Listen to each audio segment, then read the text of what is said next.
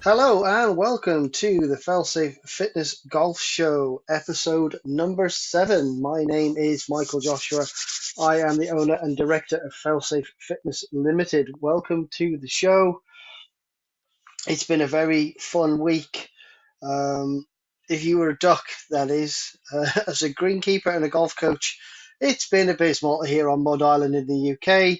It's done nothing but rain. We had a couple of days of sunshine on Thursday and Friday. I managed to get a couple of coaching sessions in. But yeah, the weather has been awful. The golf club that I personally teach at is still going to be shut for at least another couple of weeks, if not a month or so. It's getting a little infuriating. This weather needs to just bugger off now. I think everybody, with the turn of, the waste management, I think for a lot of people, especially Europe-wise, goes, okay, waste management's here, which means let's go and play some golf. They've seen some good golf. They've seen some idiots too. We'll get into that a little bit later in the show. But waste management lives on the TV, etc., etc., etc. There's some big tournaments coming up, and the Masters is only what 6, 8 weeks away, something like that. It's crazy. This is the time where getting people on course, getting you ready for a full season through the summer is great, but I can't do that at the minute in terms of playing. I've only played one round since November. One round of golf since November. So, yeah, my game's going to be atrocious too when I come back. I might need some lessons from me. But anyway, that's enough of my sorry life. Welcome to the show. It's a sunny Sunday afternoon or early morning since I'm recording this. Did a little bit of social media earlier in the week. I've been back in training as well. So I'm back in the gym twice a week, just 30 to 40 minute sessions. Just trying to build a little bit of confidence and strength. My knee has been playing up. So I did the rest route for 2 to 3 weeks. Now I'm going to have to push really hard over the next 4 to 6, possibly 8 weeks to get me where I need to be. But yeah, I'm having some problems with my knee. My left knee, which is obviously as I drive through the golf ball, it's causing me a couple of issues. So I may have to get that fully checked out at some point. But there are some things I want to do personally in terms of strength and conditioning, a little bit of weight loss, nutrition, and weight management on myself before I go and seek any more external help. But talking of that, if you are interested in any personal training, nutrition and weight management, or golf performance lessons, it is still February. It's still 342. This deal goes down in, well, as a time of recording, it'll be 10 days. By the time it comes out, it'll be 9 days. So it'll be just over a week to book your 342s, and it will be gone for at least a couple of 3 months. There'll be no 342s at all moving forward from the end of February. So from the 1st of March, 342 is going to be out the window. You will have missed your opportunity to come on board the Failsafe Fitness Revolution, where your chipping and putting will never be better, your off the tee management will never be better, and your personal fitness and nutrition and weight management will never be better under my guidance. So please get in touch. Links are in the description. failsafefitness.weebly.com. You've got the Failsafe Fitness Limited Square sites to book from as well. You can book via Instagram. You can even contact me by phone or email, all of which are down below. Get in touch and we will sort out your game, your fitness, and your health and nutrition as well. Let's crack into it then, shall we? That's how depressing my week is. Selfless plug is over. Where are the big boys this week? Well, PGA Tour are in Mexico. They're playing in Mexico for an $8.1 million purse. We can see why people want to be on the PGA Tour. We'll talk about this in a minute as well. DP World Tour, they're at the Kenya Open with a $1.7 million per £1.7 million purse up for grabs. So, European Tour, now DP World Tour, 1.7 million, about $2 million. PGA Tour, $8 million. Where would you want to be if you were a golfer? LPGA Tour, on the other hand, they are in Thailand for the Honda LPGA Thailand event at the Slam Country Club, and there's $1.7 million up for grabs. So there's almost the same amount of money for being on the LPGA Tour as it is for being on the European Tour. And we wonder why the head of the European Tour is quitting at the end of the year, because they can't compete even with the LPGA Tour for prize money. Ladies European Tour also comes back as well. So they're in Morocco and they are playing for a $450,000, I think it's pounds, £450,000 purse. Which, again, we can see LPGA, PGA Tour, there's close to $10 million up for grabs. But European Tour and Ladies European Tour, there's less than $2.5 million. So you can understand why a lot of people want to go to America to make their money, and you can understand in some respects as to why some of the smaller guys, especially the amateur that joined John Rahm's team at Live, went that direction. They're set up for life. They're guaranteed 100 grand a week. That's 1.4 million a year. Some players, especially if you're a European or DP World Tour, won't earn that kind of money. They won't earn half of that all season playing 30 events, let alone playing potentially just 13 on the live tours. So yeah, I can kind of sympathise why people are doing it. That's where everybody is this week. There's obviously no live this week. Again, they're out in Saudi from the 1st of March. So that's where all the golf is going to be happening this week. Before we get into the news stories that caught my eye over the past week or weekend, let's talk about fitness and mobility. I've had a couple of players over the last week or so come to me and they're saying their shoulders are a little sore. I'm like, well, have you played? They're both in the same boat. One's young, early 20s, young fit lad. I say fit, he's young, not necessarily fit, but young. And then I've got someone in their 50s who has both players are in the same boat and the same as me. They haven't swung a golf club for probably close to 2 months. So December and January, they haven't swung a golf club at all, not a single once. The clubs have been sat in the garage, sat in the car, sat wherever. They've done a little bit of putting in the house, but they haven't fully swung a golf club. And they've turned up and they've gone, shoulders a little bit sore after, a dozen or so shots. So this is a tip to bulletproof your shoulders, not just for golf, but for life. So if you've got access to this, great. If not, go and buy yourself one of these. So little fractional plates, sort of, quarter kilo, half a kilo at most, maybe, little fractional plates. You can buy these quite cheap on eBay, Amazon. So go all the way up to about, I tend to go I've got a quarter kilo, half a kilo, a kilo, a 1.25 kilo plate. So I've been doing this with my golfers over the last week, and it's a nice challenge. So 1.5 kilo plate, one in each hand, You can do this with a dumbbell as well. So take a 1 to 2 kilo dumbbell, 2 3 kilo maximum, because this is going to be a struggle. So 1 to 2 kilo dumbbell and a 1 to 2 kilo fractional plate, one in each hand. And what I want you to do is this. I want you to do a front raise. So you're going to hold the dumbbells in front of your belly button, and you're just going to raise your arms in line with your shoulder so they're level with your shoulder. So that's 1 rep. Then you're going to lower them back down.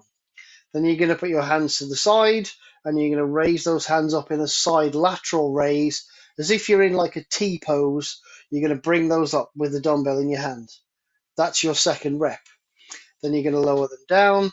Then you're going to bend over slightly, and imagine that you bend your arms to 90 degrees, and you're just going to rotate your hands out to the sides and squeeze your shoulder blades together. So you're bent over, and imagine you're squeezing your shoulders together, almost like you're a kite. You're holding the innards of a kite, and you're going to jump off a cliff, and then squeeze them back down. That is going to class as 1 rep. So you're going to do front raise, side raise, bend over, and then squeeze those shoulders together and back down. That is 1 rep, one of each. And then you're going to build, and you're going to go all the way up to 10. So then you're going to go 2 front raises, 2 side lats, 2 short delt squeezes, and then you're going to do 3 of each, then 4 of each, then 5 of each, and see how far you can get before you have to take a break. Now, I'm not saying rush your way through these, but what I am saying is you can do this one of 2 ways. You can start on 10 reps and work your way down, but the first challenge is going to be start on 1 single rep as a circuit and then work your way up.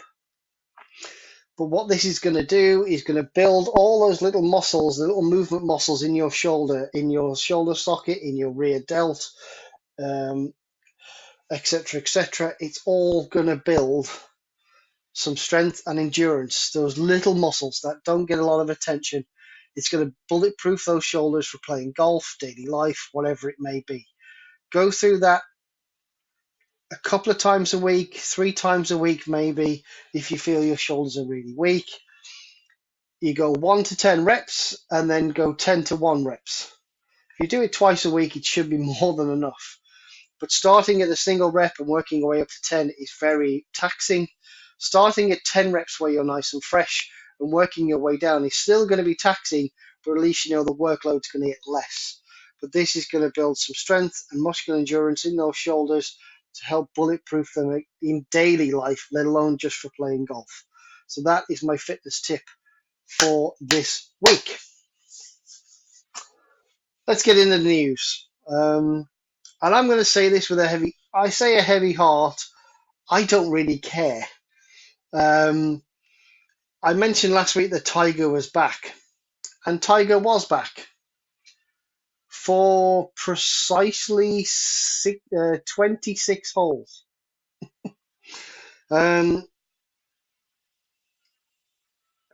Following on from, I can't decide whether it's a good thing or a bad, disastrous launch of the Sunday Red. And we all know Tiger's associated with that red Nike top, black cap, black trousers, that Sunday red he used to wear all the time when he was at Nike. Nike have decided, weirdly enough, that the Tiger Woods logo is theirs, that the whole Nike effort in golf is done. They pulled out the equipment game over a dozen years ago, and now they're almost on the brink of pulling out of golf altogether. They've got some smaller sponsors, and I know they've sponsored Brooks Koepka's team on Live. But Nike as a golf brand is kind of dead. I know there are a lot of people that have gone to smaller brands such as Woodworm or Druids or things like that, people like that, because they feel like they're getting a better bargain. They're doing sales of £100. You get 4 polo shirts and a pair of trousers and maybe a pair of shoes or a couple of gloves. They feel the value is in the package bundles rather than in buying, 50 and 60 pound polo shirts from Nike or 80 or £100 trousers from Nike. And I've got to admit, in this economic climate, I don't blame people. And I think Nike, who spent billions trying to make it in the equipment world, have also spent billions trying to push not only Tiger's brand, but trying to push themselves into golf and put themselves up alongside the likes of FootJoy and Adidas, who've got a long standing in the game. And now Nike have pulled out. Tiger has said he's done with that logo. And I kind of get it. He probably couldn't get that logo from Nike. They wouldn't negotiate. He's took their $500 million after what, 17 years, 17, 18 years or whatever it was. He's done. He doesn't care. He's a billionaire. Why should he care? But the thing I want to talk about, that disastrous Sunday red, I mean, that logo, some people have said it looks like the Greg Norman shark logo. They've turned it into some kind of weird tiger that has 15 stripes representing his 15 major championships. It's had a lot of flack. I'm not saying that the quality isn't there in the clothing, but the cost and the kind of Wish.com logo hasn't gone down too well. And I think TaylorMade will make money. I think they do. They promote it quite well. TaylorMade are making these clothes for Tiger. I think he'll do well on that side. But the biggest concern for me is, and I've spoken about this before on this very podcast, is that Tiger last year took $12 million, second place on the Players uh, Influence Program, whatever that is. Something to do with players that have shown a great influence on golf. Now, Tiger Woods last year played 5.5 rounds of golf, maybe 7.5 if you include the PNC. So he played less than 8 rounds of golf in 12 months and got given $12 million for influencing the world of golf.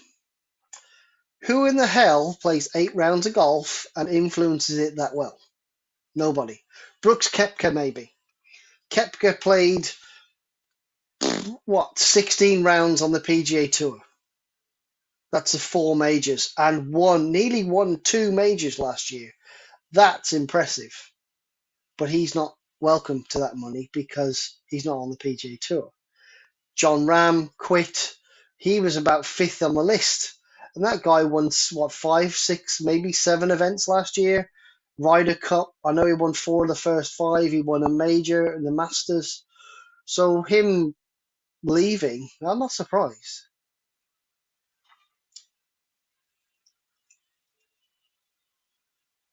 So the big question is, does Tiger just quit?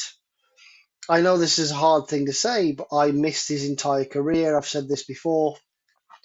I seen Faldo put the green jacket on in '97. I quit playing in '99, came back to it in 2019. I missed his entire career. So I picked up where he won a Masters in '97 and where he won a Masters in 2019. I kind of bookended his career with the Masters.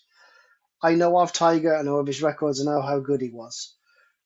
But his injuries and his current state of play, is he just kind of ruining his legacy now? We heard recently Jack said he can't play golf anymore. He just can't do it. He loses more balls than he hits, and he kind of hates playing golf now because he just physically can't do it. Um, is Tiger at that? I know he doesn't want to admit it, and I think on a good day he's a world beater, but on a normal day he's really struggling to get round. He's 2 years away from the senior tour. Is he just trying to creep over the line by saying he'll play the 4 majors and maybe a couple of events? But if he's just going to keep pulling out of it, yes, he's a draw for these events and he hosts Genesis, etc., etc. But is it just time for Tiger to hang up those shoes, whatever's on them, and say enough is enough, I'm done? He doesn't need the money. He can do a lot more I think from a position of maybe even taking over from Monahan at the PGA Tour. I think Tiger has that ability. He's become a spokesperson for the tour over the last 4 or 5 years. And I think him running the tour, being a former player, would be a better position for Tiger than his current state of play. That's all I'm saying. I don't think he wants to continue like this. And as a fan of golf, I don't want to see him continue like this because for me, it's just ruining his legacy in the game.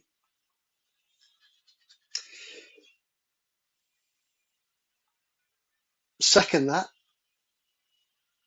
Jordan Spieth at the Genesis was disqualified for the first time in 263 events in his professional career because he signed for the wrong score. So the par 3 fourth, he put it over the back, chipped it up, two putted for a 4, and signed for a 3, which means that he signed for an incorrect score and was disqualified from the tournament. Some people said it was harsh, but at the end of the day, rules are rules. And I personally, as a handicap secretary at a golf club, have seen some utterly bamboozling scorecards that make no sense whatsoever. And I'll get into that a little bit later down the line. But at the end of the day, and as I said to the players at my particular club, you can't just turn up, put your name down, put any numbers you want, no score, no date, and not sign it. And you can't just put your scores on and get someone else to sign it because that doesn't work either. The idea of a scorecard is that you have a card, they have a card, or in terms of our club, we have a 4-player card. We have one marker, designated marker score. Normally, it's the first person, so A, B, C, and D. Normally, player A is the marker. That player A is collating the scores for the 4 players on that card. Their score goes in column A and in the marker score, and all 4 players sign it. And even when those cards aren't available, we try to say, well, look, put both names on the single player cards because most of our comps are 9 holes. There's enough room to put both players' scores, both of your names, and the competition and date on the back. Sign it on the back, done.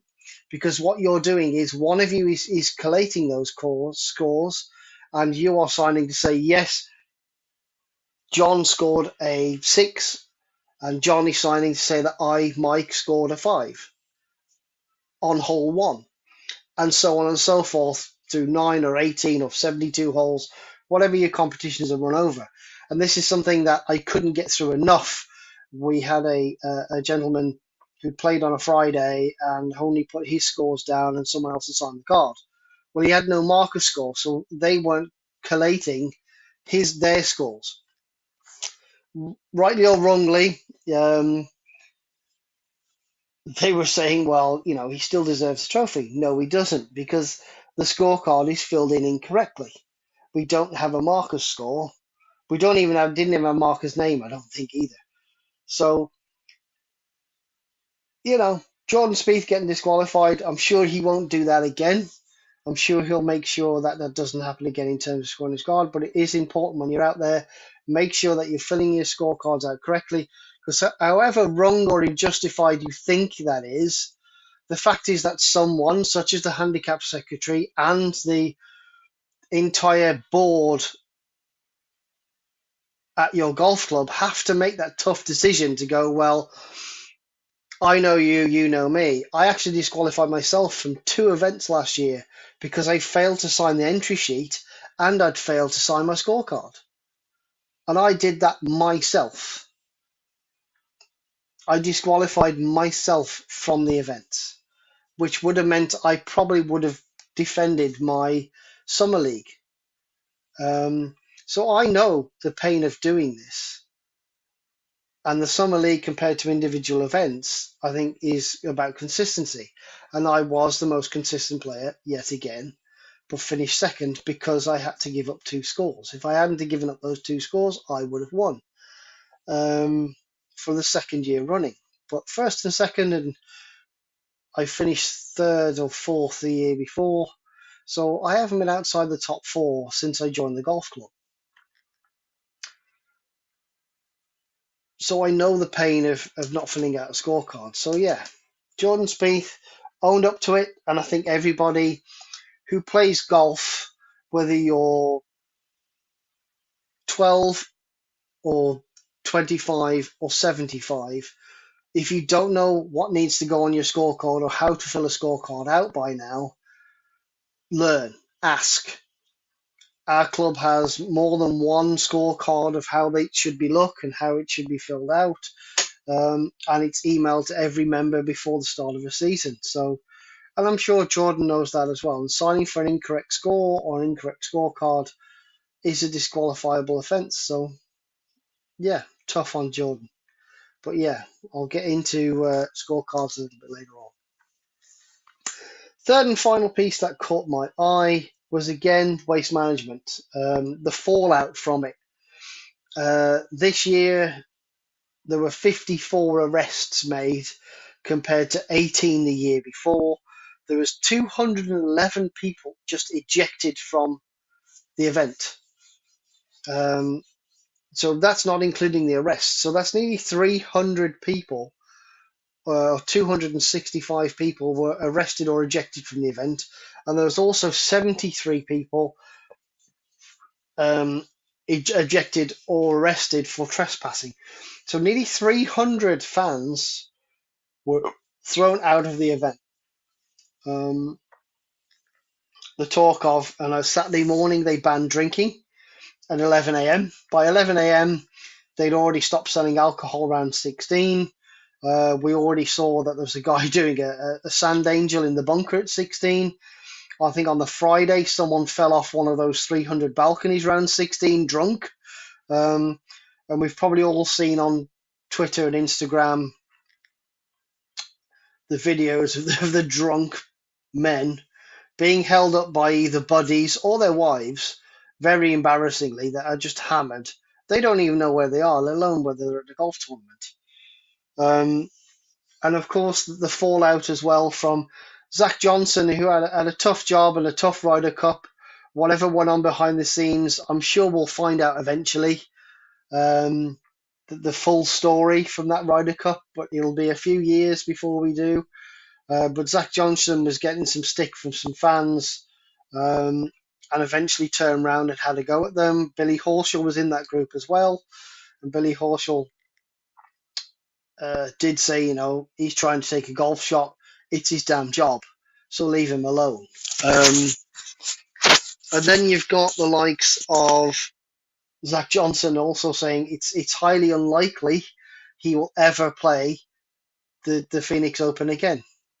17 years he's been going to that event, and he said it's highly unlikely he'll go back because of the abuse he took, and the fact, the disrespect that the fans took with him. Whether that had something to do with the Ryder Cup or not, I don't know. Or it was just fans just there just for the shits and giggles that didn't really make anybody giggle. So what are your thoughts on those? Should Tiger just give it up now? He's 2 years away from the senior tour where he can use a cart to get round. Just play the majors maybe if he's still capable.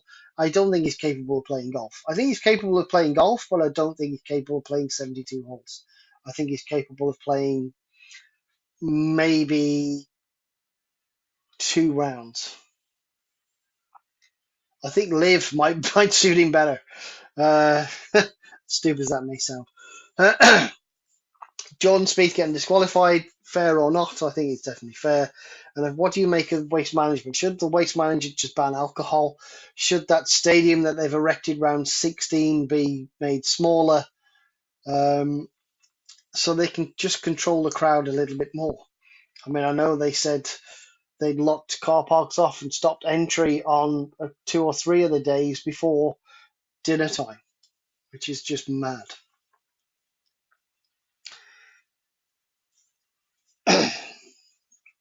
So that is the news for this week. Little bit of news from me. Blog post is out. I've done a mini dive into the explanation of muscular strength and endurance training. So people come to me and say, "Oh, I want to get fitter." Fitter as in, do you want to be cardiovascular fit? Do you want to look aesthetic? Do you want to build some muscular endurance, or do you want to build some strength? And they go, yeah. So what I've done, the people who are starting your training journey, starting a little bit later in the year, I've done a little mini dive into the explanation of muscular strength and endurance training. So whether you're going to train for longevity or whether you're going to train to just build, to pick heavy stuff up. And the way I kind of describe it in some senses is, do you want to be able to play 36 holes a day, or do you want to be able to hit the ball 300 yards? Because those two types of training are very different. You know, muscular endurance is playing the 36 holes a day, and the strength is having the speed and the power to hit a ball 300 yards. But you might not get round 18 holes. You know, if you talk that in golf performance wise, so I have done on the blog at failsafefitness.weebly.com. Go and take a look at the blog. Link is also in the description. Uh, Go and educate yourselves a little bit, and you're welcome. Also, in the link in the description is a link to bulk powders. It is my refer me code. So if you want up to 45% off your first order, minimum order of £45, you can take 45% off your first order with bulk. Link is also in the description of this podcast. You're welcome. Bulk do some great protein powders, some BCAAs. They do some great recovery tools and clothing for the gym if you do need any. Some great tools as well. Uh, Food and protein products and snacks. So, golfers, if you're listening to this, you can buy some wonderful snacks from bulk to put in your golf bag to help you get round your 18 holes so you don't feel like crap come 12. And the last 6 holes where you're 2 under, you shoot 7 over, you're 5 over par, and you hit your handicap. So yeah, go have a look at bulk. They do some fantastic deals, and you're 45% off your first order. Link is in the description below. So let's talk tip of the week. And you've probably guessed where I'm going with this. Tip of the week is going to be about your scorecards. It's something that I do regularly, something that I remind people of as the handicap secretary of a golf club, as a member of the committee at a golf club. I even committee members this year, more than one. Um, Myself included, have been disqualified from tournaments at the golf club because we've either not signed the entry sheet, we've not signed the golf scorecard, or we've not filled scorecards in correctly. Um, so yeah, there are lessons to be learned from Jordan Spieth. And this is just a little tip from me to you out in the world, and this will stop you from A, losing your competition scores, B, potentially losing a competition, and C, going, well, why do I bother? Because at the end of the day, the golf clubs out there across the world spend a lot of time scheduling the events, making sure, greenkeepers make sure the course is ready, make sure the correct tees are out, make sure, you know, tee sheets and tee times are available for you to play those events. Um, they spend the time to set the cards up, to set the sign-in sheet, whatever, blah, blah, blah, blah. That whole schedule is done by a small group of people, especially at our golf club. There's like half a dozen people who are responsible for all of that in total. That's setting the course up, putting the tees out, making sure the sheets are ready, making sure the scores are entered, making sure the scorecards are entered correctly and filled in correctly, etc., etc. So it's a very small group of people at your golf club doing all of this work behind the scenes for you to turn up on a Saturday or a Sunday morning to not even be bothered to fill a scorecard out correctly. And all we ask of you is about 5 things. And the 5 things are the following. Uh, Most clubs will want you to have the date on your scorecard of when you played that round. The second thing will be the time that you played your round. The third thing will be the name of the competition you're actually entering. So that's quite easy, isn't it? You know what day you played, you know what time you teed off, and you're saying, this is the competition I've entered. There's three things. The fourth thing is making sure that you and your players, so the marker's name and the players' names, are all in that scorecard and it is signed. So player A is maybe me, player B is my wife, player C is my son. So all three players' names are on there, and player A, asterisk, and asterisk is also the marker. So I am the marker, and I am also playing. So my score will get put in column A, and the marker's score, and I'm making sure that their scores are also entered correctly. And at the end of that round, we're all signing to say that we have scored those scores. So the scorecard is signed and our names are on, and the marker is marked. Wonderful. That's the fourth thing. And the fifth thing is the entry sheet. If there is an entry sheet, I mean, sometimes it can be digital, but if there is an entry sheet, please sign it. That's it. Those are the five things pretty much every golf club wants you to do. Your names, your name and your players' names. The sheet is also signed by those players at the end of the round. The date, the time, and the competition you have entered. Simple. You don't even now, under Golf England rules, you don't even need to put your handicaps on or even know how many bloody shots you need. The amount of times I get asked midway through working as a greenkeeper, how many shots have I got? I don't know. What are you playing off? You know what I mean? It's you might be playing off 18, but obviously there's a 10% reduction because you're entering a competition and you play off 95% of that. So in essentially, there's a 15% reduction. So if you're playing off 20, you're playing off about 17. If you're playing off 18, you're probably playing off about 15. But I'm not guaranteeing that because depending on course conditions and weather conditions, etc., those things can fluctuate by a shot, maybe two, depending on what course you play on. So all you need to do is enter your scores per hole, maybe your you don't even need to totally score up at the bottom.